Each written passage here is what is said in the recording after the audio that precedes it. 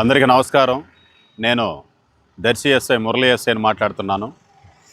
ఈరోజు మన దర్శి మండల ప్రజలందరికీ కూడా ఒక ముఖ్యమైన విషయాన్ని చెప్పాలని చెప్పి ఈరోజు ఈ వీడియో చేయడం జరుగుతుంది. ముఖ్యంగా మన స్కూల్ పిల్లలకి, కాలేజీ పిల్లలకి అందరూ కూడా కొంతమందికి చాలామందికి ఇంటర్మీడియట్ పరీక్షలు అయిపోయినాయి, 10th క్లాస్ ఎగ్జామ్స్ అయిపోయినాయి. ఇంకా 10 రోజుల్లో స్కూల్ కూడా క్లోజ్ అవుతుంది.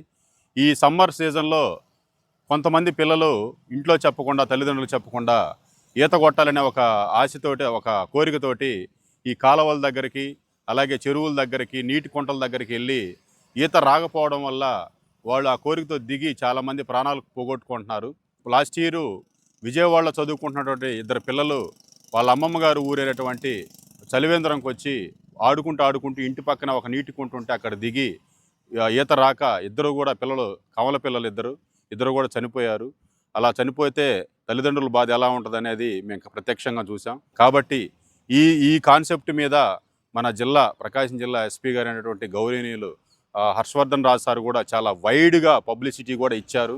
పేపర్లో కూడా ప్రెస్ మీట్ కూడా ఇవ్వడం జరిగింది.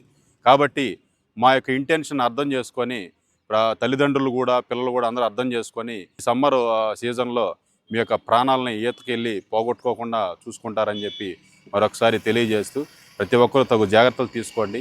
Thank you very much.